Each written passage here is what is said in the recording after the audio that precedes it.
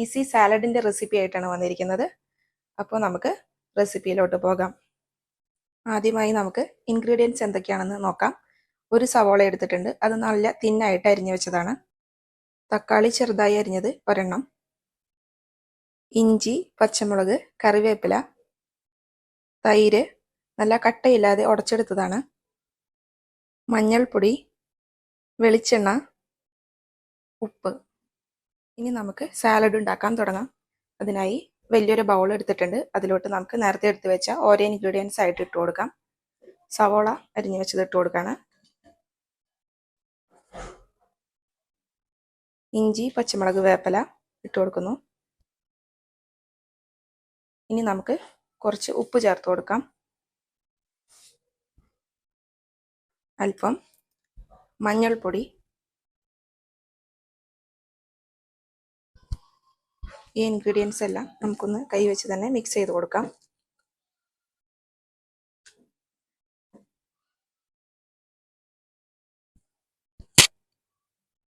ഇനി അതിലോട്ട് നേരത്തെ എടുത്ത് വെച്ച തക്കാളി ചേർത്ത് കൊടുക്കാം. അതിനുശേഷം ഇതേപോലെ തന്നെ നല്ലപോലെ മിക്സ് ചെയ്യാം.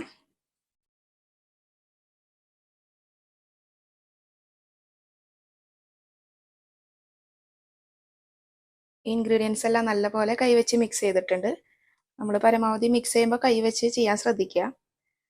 ഇനി അതിലോട്ട് നമുക്ക് അടുത്തതായി തൈര് ചേർത്ത് കൊടുക്കാം. നല്ല കട്ടിയൊക്കെ ഉടച്ച തൈരാണ്.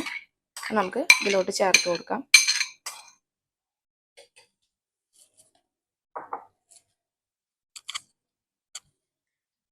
തൈര് ചേർത്ത് കൊടുത്തതിന് ശേഷം നമ്മൾ നല്ലപോലെ ടീസ്പൂൺ വെച്ച് മിക്സ് ചെയ്യാം. നല്ലപോലെ കട്ടയൊക്കെ മാറ്റിയ തൈര് വേണം ഇതിൽ ചേർത്ത് കൊടുക്കാൻ. നല്ലപോലെ മിക്സ് ചെയ്തെടുക്കാം. ഇനി അവസാനമായിട്ട് നമുക്കിതിൻ്റെ സീക്രട്ട് ഇൻഗ്രീഡിയൻസ് എന്ന് തന്നെ പറയാം. അത് നമ്മൾ ആഡ് ചെയ്ത് കൊടുക്കാണ്. വെളിച്ചെണ്ണ അല്പം മുകളിലായിട്ട് ഇങ്ങനെ ഒഴിച്ചു കൊടുക്കാം.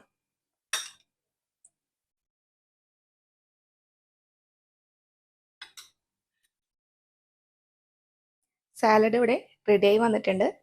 അപ്പോൾ എല്ലാവരും ഇതൊന്ന് ട്രൈ ചെയ്ത് നോക്കണം. ഒരു വ്യത്യസ്തമായ ഒരു സാലഡ് തന്നെയാണ്. അപ്പോൾ ചോറിനൊപ്പം കഴിക്കാനായിട്ട് വളരെ ടേസ്റ്റിയാണ്.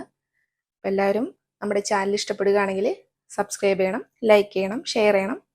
പിന്നെ അടുത്ത വീഡിയോ ആയിട്ട് വരുന്നവരേക്കും താങ്ക് യു.